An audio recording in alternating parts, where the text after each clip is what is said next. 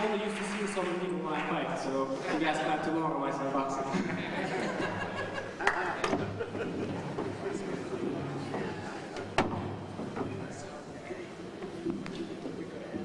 Good evening. I'm Nancy Fishman, Program Director of the Festival, and on my immediate right is Don Cogswell, who is a boxing historian and lives in Vacaville, California, and is very knowledgeable about California boxing history. In the middle we have Mike Silver, who is a boxing writer and historian who I first became aware of after I found out that he had curated a program at the Jewish Museum in Philadelphia entitled Sting Like a Maccabee, the golden age of the Jewish boxing. To his right is junior welterweight Dimitri Salita. We're very, very honored that you're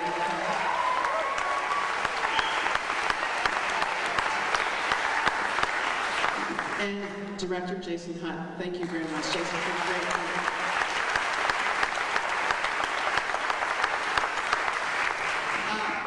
I thought we'd talk a little bit for maybe 20 minutes, 25 minutes, and I'll ask a couple of questions, and then I definitely want to throw it open to the House so that you will have an opportunity to ask questions as well. I thought I would start off by asking you, Dimitri, how you see yourself in relation to other Jewish boxers, and who are some of the Jewish boxers who influenced you, either sort of because of their boxing, which was atypical for them as sport, it was an atypical sport. Maybe some thought it was an atypical sport for Jews, although I've recently learned it was the sport that Jews participated in more than any other professional sport in this country. And then in terms of stylistically, do you think there's a boxer who you follow? Well, Jews come from a very rich tradition of boxing. Some of the greatest fighters of all time were Jews, like Barney Ross and Benny Leonard. I've read many books on them, and I totally can relate and feel inspired by them. Their families, and they were immigrants. They came from Eastern Europe, a lot of them from Russia, and boxing was a way for them to make a name for themselves and to make it to the upper echelons of society quicker. I'm not sure if that, I guess, played part in my boxing, but I don't think it's the only thing. I feel that I'm following in their line. It's a very rich line, and I want to be a world champion. I want to be the greatest fighter of my time, and when it's all said and done, I want to be in the Hall of Fame, and I want my name to be written in bold letters in boxing history.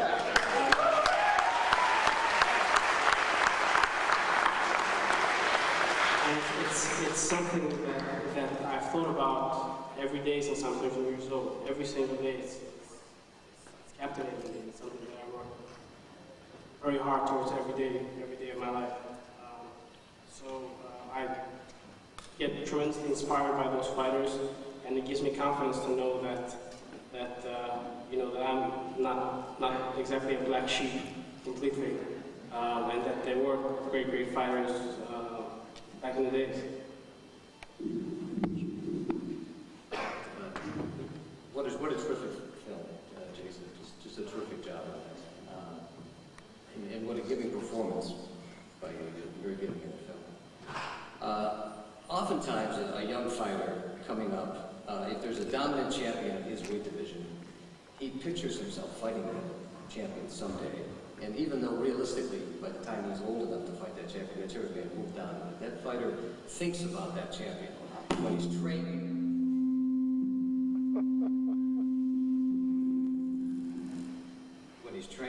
When he's shadow boxing, he's picturing in his mind that fighter. And I wondered if Castro played that role for you, because in the film, when he loses, it really strikes emotional chords in you. You get angry with the take the other gentleman has for you. But I was wondering if that was the guy, and being a fellow Eastern European fighter as well. It was actually two guys. It was Castro and Oscar De La Hoya. I felt tremendously inspired by both of them. When Oscar lost and Castro lost, it was very painful.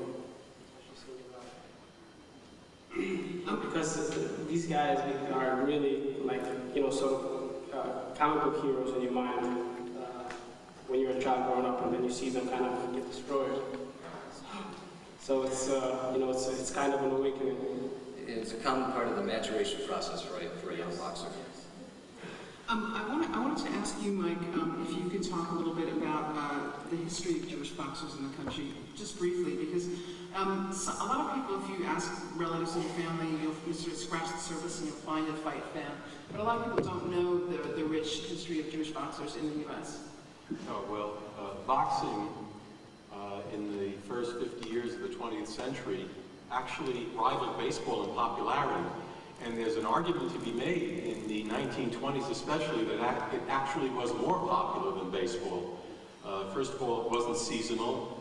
It was an urban sport, practiced all year round. What people don't realize is that in every city there were dozens of arenas featuring fighters of every ethnic group, and Jewish people were very prominent in boxing.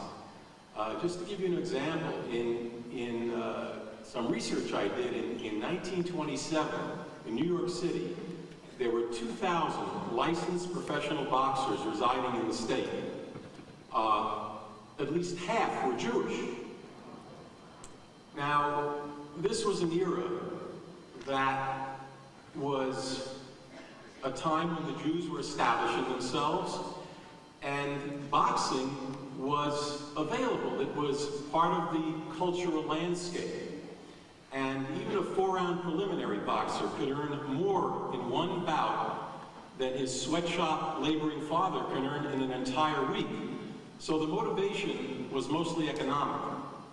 And just to give you an example of how things have changed, today in New York State there are less than 50 licensed boxers in the entire state. In the 1920s, between 700 and 900 shows were put on each year. In New York last year, there were 35 shows. There are about 1/3 the number of professional boxers today that there were in the 1920s, 30s, and I would say it started to decrease during the war, World War II, and right after the war. But most people are not aware, and it's unfortunate, of the Jewish history in boxing. There were 28 Jewish world champions between 1901 and 1939, including some of the greatest fighters that ever lived. As Dimitri said, Barney Ross, Benny Leonard, Slapsy Maxie Rosenblum, fighters who never won titles, because in those days there were only 8 champions and 8 weight divisions. And you had fighters like Sid Terrace and Ruby Goldstein and many other fighters that are all but forgotten today. But they were great fighters, and Dimitri is in that tradition. He's like somebody once said in years ago when there were hardly any Jewish fighters anymore because the Jews had lifted themselves out of that economic deprivation and were integrating themselves into American society, sociologically, economically. And somebody said a Jewish fighter was about as rare as a dinosaur coming back. That's how rare they were. And Dimitri is a throwback. He's like somebody who just brought the fighter back from a time machine. And this is somebody that really there were hundreds of fighters like Dimitri trying to make it in boxing, and that's what makes him so special. And what surprises me, what I cannot understand, is how come that his career is not progressing on a faster track, and why the people at the HBO or Showtime, whatever, don't realize the potential that this fighter has to attract fans and just the story that you saw on this documentary is so special and unique that I was wondering why your career, now that you've been a pro for what, how many years? 6 years, how many fights have you had? 27 fights. So, is there any reason why you have not progressed a little faster, perhaps? I pose the same question. I'm currently ranked number 3 in the world in WBA, and I would love to challenge the champion who's from England. I would even go to England to fight the champion just to get my opportunity. I feel that my current promoter, he did a good job of doing these level fights in New York City, but he didn't do a very good job of progressing me to the next level, which is bringing the national TV exposure of HBO and Showtime to the great New York crowds. That's really what I was looking forward to, and that's one of the main reasons why I signed with him. But for one reason or another, unfortunately, that has not been realized as of yet. So, as of today, I feel that if I have to go to England, fight the champion to bring the title back home, that's what I have to do, and that's what I'm going to do. And if I get the opportunity, I'm certain that I will bring it back home. But getting the opportunity is a big deal.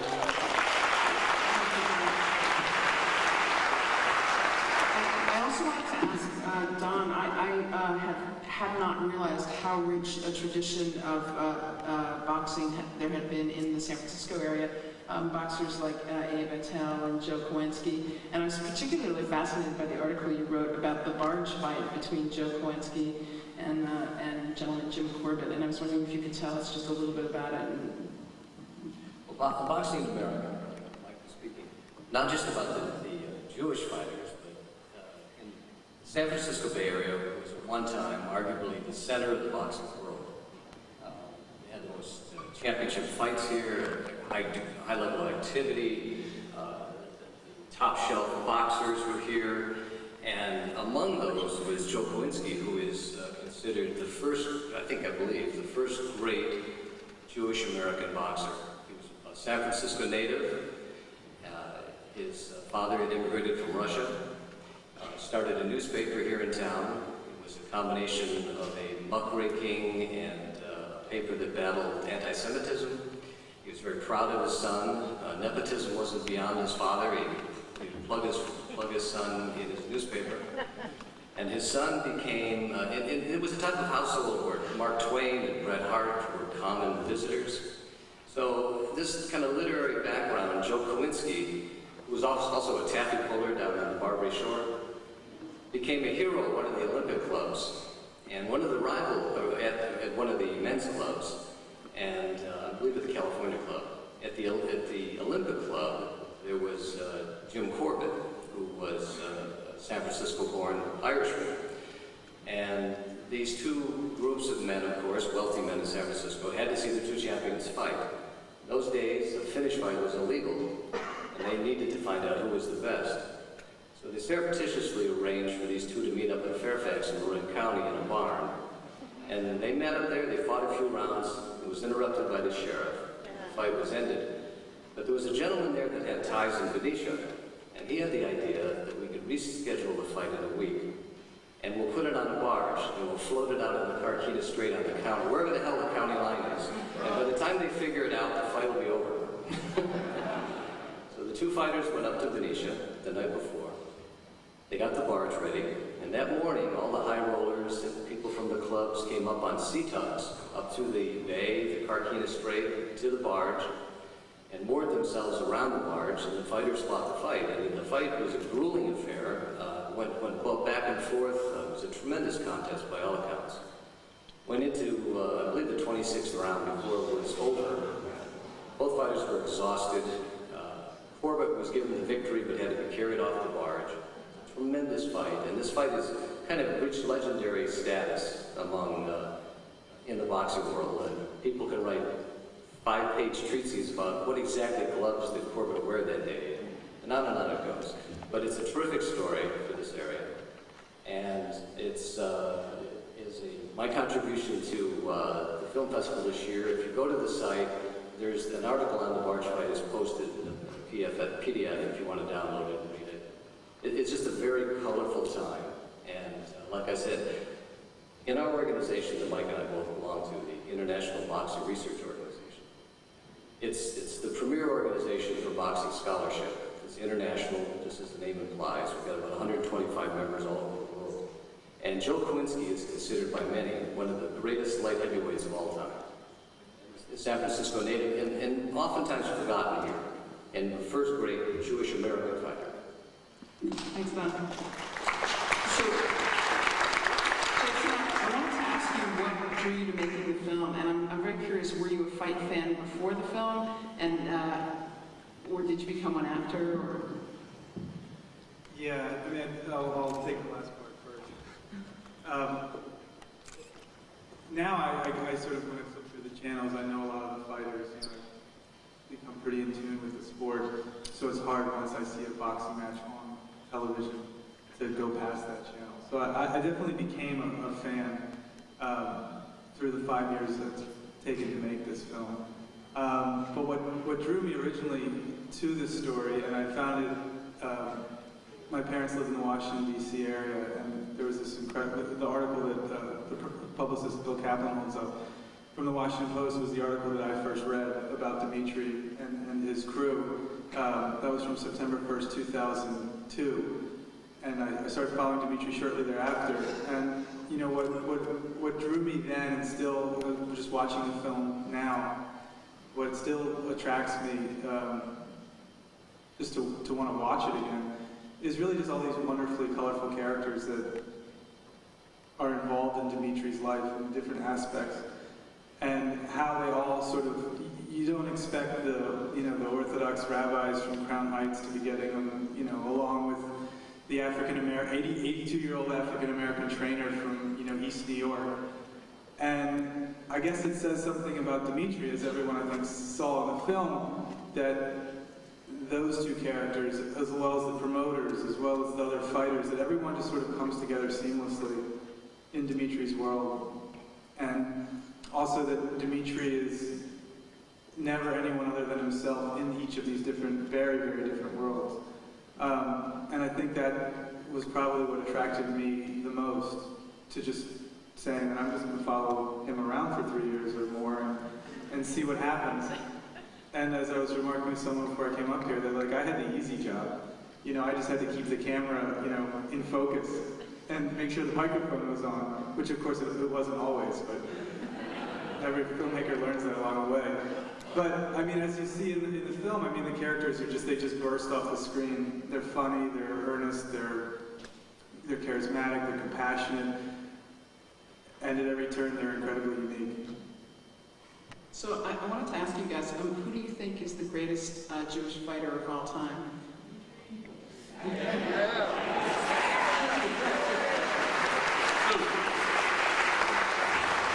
think that, in my opinion, the two greatest skill fighters, Jewish skill fighters of all time, is Barney Ross and Benny Leonard. I think that Barney Ross was a great, great fighter. He was a great American. He fought in the war, in the Korean War, World War II. And I totally relate to a lot of things that he went through. So, great man, great fighter, great American, great Jew. If I could just add to that, the influence that Jews have had on boxing, as they've had on any industry where they were able to enter and have some impact.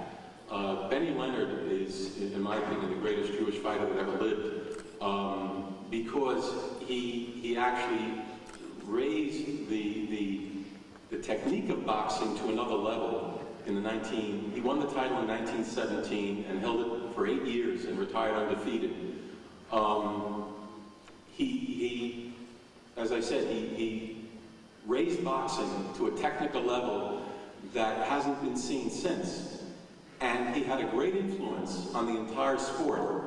Other fighters, who are Jewish, non-Jewish, black, white, attempted to copy his style, which was mind-driven. It was an attempt to set up punches, to create traps, and it was a very, it was almost like a chess match. And his influence on boxing, which extended for decades until the sport began to decline, can't be overemphasized. So I think, in my opinion, he was the greatest Jewish fighter that ever lived. Jason or Don, do you have a favorite Jewish fighter? Well, I concur with those two.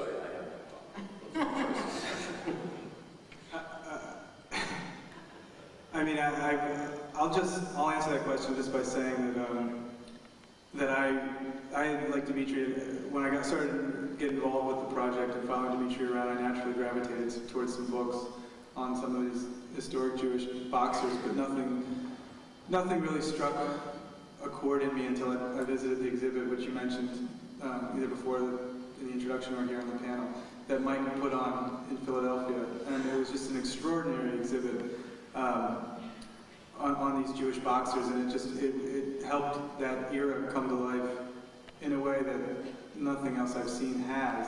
So I can't really tell you who I think is the best. I just know that the work Mike did there and the work that you're doing here at this festival, I think it's incredible. I hope it catches on in the rest of the country, because after Mike's exhibit closed in Philadelphia, I thought, well, surely it's going to come to New York.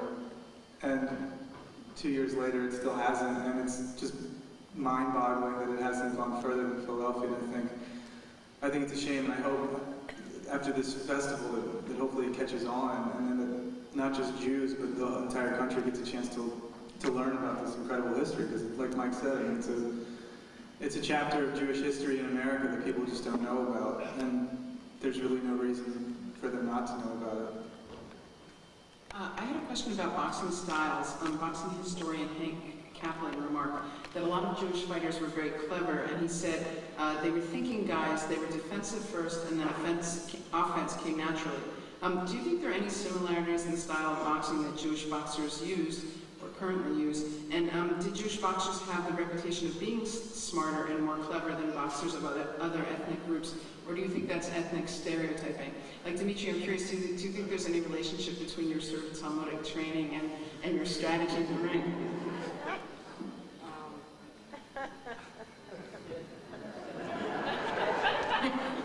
Jimmy told me that when someone asks you a tough question, take a drink of water and think about it.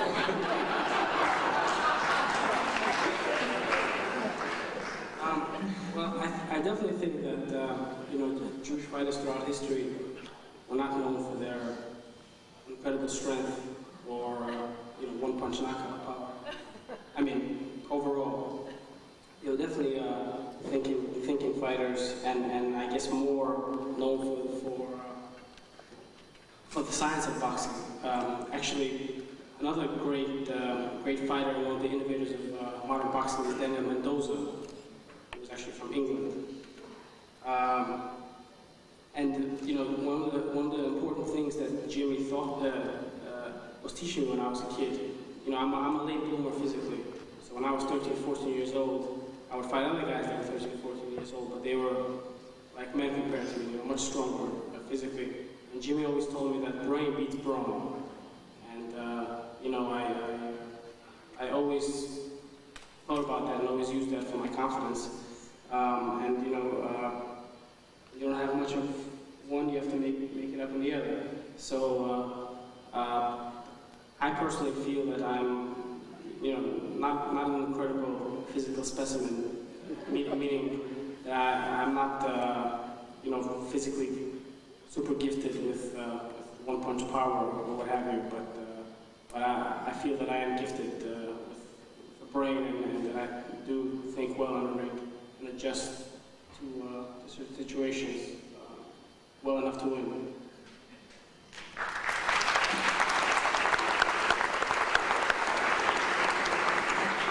I think we should actually open it up to some questions. I'm getting a look from our house manager. So I'm sure there's some audience members, and maybe there's some time some of the folks on the panel can also ask a few questions. So there are microphones out there.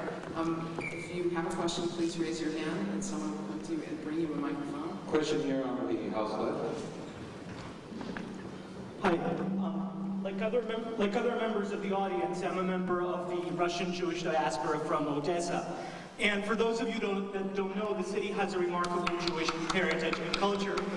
But at least during our times, it also had a very strong secular bent. So I was very surprised by your religious commitment and observance. And I'm wondering, is there something in your Russian, or more exactly Ukrainian background, that brought you to the ultra-Orthodox? That's a great question. And with that, I want to give a shout out to two people in the audience today. Rabbi Langer, who's the head of Chabad of San Francisco. I want to give a shout out to my friend Jed Dunn, who is a writer for one of the boxing websites, and I've known for 5 years. Today was actually the first time that I got to meet him. So, actually, 6 years. Well, you know, actually, that's the great work that Chabad does. I mean, I came here when I was a young kid, and you know, I was yearning for spirituality, and I wanted to know more about my roots of being Jewish. And myself, but you know, many thousands of more Russians got influenced by Chabad because they're just an incredible organization. They're, and you know, led by the Rebbe, who understood people that came from non-religious backgrounds, and I feel that they understood me and they were open and not forceful, and that's one of the main reasons why it stuck with me, and I enjoyed it, and I felt that it was right. And then, you know, in my synagogue and in my community, most of the religious people are Russian, and a lot of them came from non-religious backgrounds. One thing about Odessa, people from Odessa are kind of open-minded, they have a good sense of humor, and they're open to experience, so to say. So, you know, when you get the right person in the right formula, and in my situation, the right formula happened to be Chabad, you know, it sticks and it works, and it's great.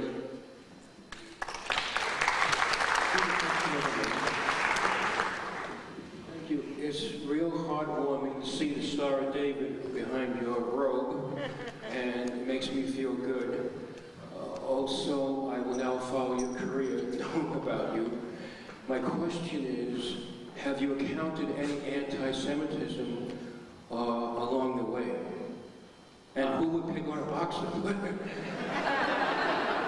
Thank you for your comment. Actually, the Star of David with my initials is kind of a respect to the old fighters from back in the days who used to have their initials in the Star of David they used to wear. That's where I got it from. There's definitely some, I guess, sometimes people don't know any better. Sometimes people are ignorant about Judaism and about Jews, and you know, all I can do is my best to educate them, you know, in whichever way I can.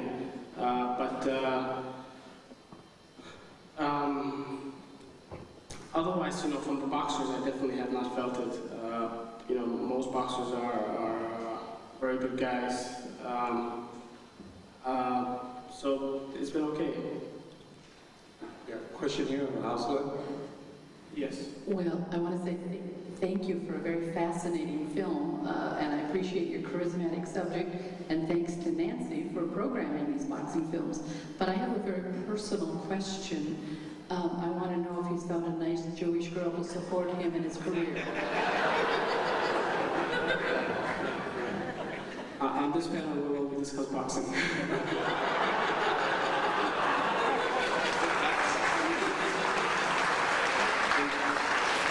Dimitri is very good at sidestepping. We have a question on the left, in the front. I want to thank the director on a brilliant film, but I want to let Dimitri know that he is my new Jewish hero, and Kol HaKavod and Yasher Koach on many levels for what you've accomplished, and I wish you the best in the future. I sort of have a variety of concerns. The art and science and the sport of boxing that you have this tremendous passion for, as I do, versus the business of boxing. I'm somewhat troubled by the promotion. Bob Arum, for example, maybe he could have taken better care of you. Maybe you should be getting fights, or should have gotten better fights earlier at home. You've had 3 different trainers now. You left your first trainer because he seemed to be getting a little bit older, but... No, I didn't know. Jimmy was never the main trainer. He was always kind of an overall mentor. I never left him. Jimmy's still my corner to the day. I just brought in new people on board. And so, I know where that question is going, but I'll just like any corporate, like, listen, boxing is my business, and if someone is not doing, I feel loyal towards Jim completely from day one till the last day. But you know, my other trainers, they have a certain job that they have to do, and for whatever reason, if they don't do it, and our relationships are tough, and if the relationship grows a little sour or what have you, or for whatever reason they cannot perform the duties that they can perform, then it's not good, but it's unfortunate that things have to, we have to go our own separate way, and that's what happened with the people that you saw in the film. But I do want to say that I remain very good friends with all of them, and I'm very proud of that. As far as the promotion, you know, boxing is a very nasty business. It's a bad business, and the business part of boxing is what drives you crazy and kind of makes you lifeless and makes you not want to box. And I'm going through that stage right now, and I've been going through that stage for a long time. You know, essentially, you are at the mercy of your promoter until you become a world champion, and until you start dealing with the networks like HBO or Showtime. But it's the promoter's job to get you there, and if he doesn't, it can be a tremendously frustrating process as it is right now. So, you know, many stories and many books have been written on how bad the business of boxing is, and a lot of it is very true. You know, I'm, so to say, on the gasp of making it into the top echelon of boxing, and I have to say that it's been as hard as all the, or if not harder than all the time getting up to here, because it's just a lot of the stuff doesn't make sense, and a lot of opportunities that should happen don't happen, and the only word that I can use for it is that it's sad and it's frustrating. Question here on the house side. Dimitri, you're very well spoken. I'm over here, this side. You're very well spoken, and that brings to my mind the Klitschko brothers from Ukraine, who are also so very well educated and well spoken. And I wonder whether you have any relationship with them, whether they've shown any interest in your career, and if not, if you think that your being Jewish has any effect on that. No, I mean, I've fought with Klitschko's many times on the same card, and when they come to New York City, I participate in events with them in the Russian community in New York City. I think the Klitschkos are great guys. They're great for boxing. They certainly have a great image, and they're very successful outside the ring as well as inside the ring. So I think that they're great, and I'm their fan. I think after they retire from boxing, they're going to be political figures in Ukraine and very successful. We have a question on the far left.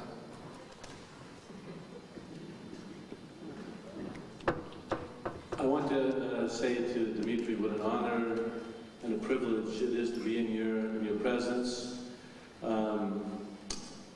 I saw Dimitri fight 5 years ago, and now he's contending for the championship of the world. And I want to ask you, Dimitri, how you chose King David as your symbol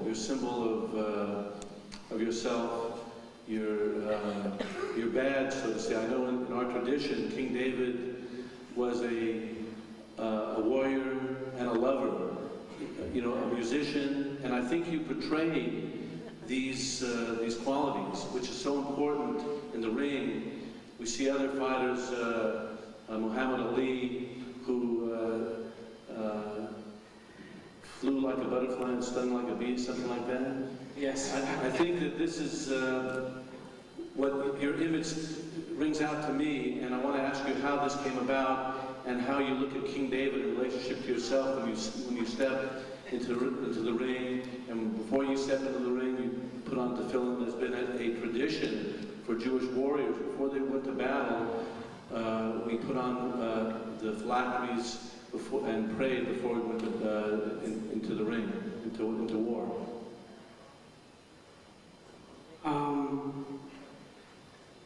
Well, actually, I mean, King David obviously is a very inspirational figure throughout history for all people, I guess. Actually, it's a funny story about how my nickname came about. I get that asked a lot. Actually happened here in California. I had my third professional fight, and I was getting examined by the commission, and the commissioner asked me, I have a nickname. I told him, no, I don't have a nickname. And Bill Kaplan, who was the publicist photographer who you see in the film, he said his nickname is Star of David. And he kind of told me, you just be quiet. And then it kind of stuck since then. So that's how that came about. Question here to your right section. I have a question, excuse me. I have a question about whether you've ever met any resistance in the Orthodox community, if you've ever, if anyone in the Orthodox community has ever tried to dissuade you from boxing, and if they have, if there has ever been any halakhic reason given. Is there anything in the Torah that does or doesn't refer to boxing in any way?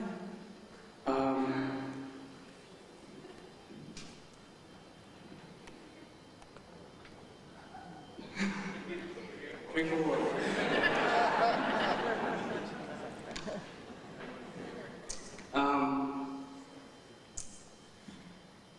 One more time.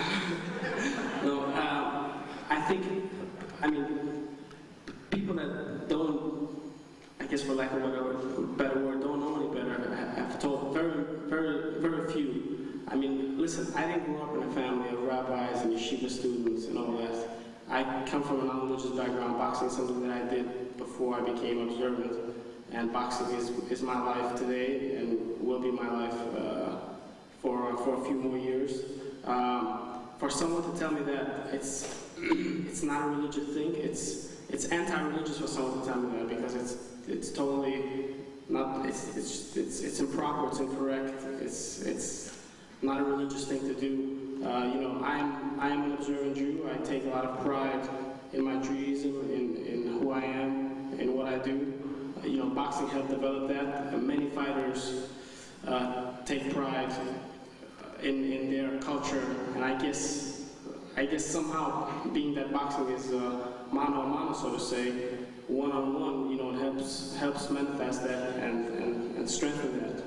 So, if anyone has any negative comments to say to me, I you know, just like people have negative comments to say about a lot of things, I completely disregard that, and there's no base for it, and it's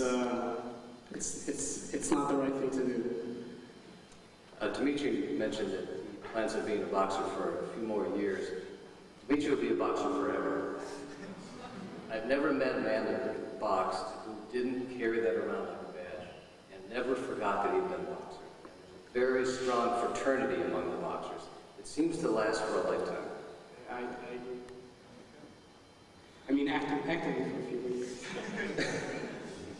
We have time for one more question here in the center of the house. I wanted to say thanks for doing this. My uncle, A.B. Bain, is one of the boxers that fits into the category that we're talking about.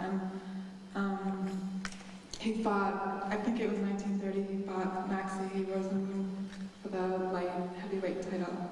And I only knew him with Parkinson's disease my whole life when he was alive.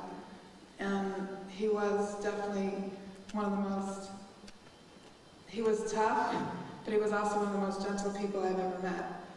And I know he got into boxing because he was teased a lot as a Jew by African Americans in New Jersey, and ended up punching somebody out, and somebody saw him and trained him as a boxer. So I guess I'm curious if you have any information more about my uncle, A.B. Bain. If you come up to me or Don after the panel, we belong to an organization that researches boxing history and veteran boxers. Your father is very well known to boxing historians. He was one of participants in 10 title fights that took place between Jews for a world championship. So come up afterwards and speak to Mirdan, and we'll get you information on your father, who's very well known to us, by the way. We're very curious to meet you. I just want to finish off by saying that I really want to thank San Francisco Jewish Film Festival for hosting this. I think it's a tremendous deed. So thank you from the bottom of my heart.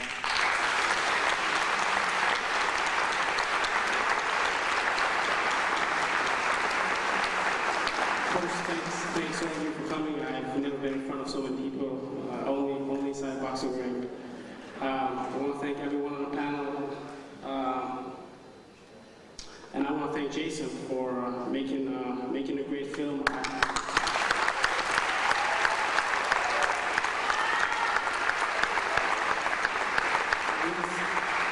want to say that you know, the reason why he was able to film some of those more private moments is because Jason, you know, one of the greatest compliments that I can give him is that we became friends and we're going to be friends.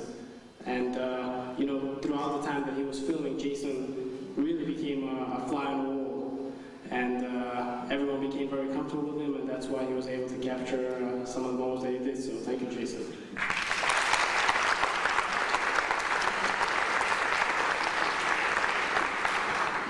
I just want to say two things. First, I want to recognize someone who came down here tonight from Portland, Oregon, and that's the incredibly talented composer and primary musician who did the score, this beautiful original score for the film, and that's Mark Orton.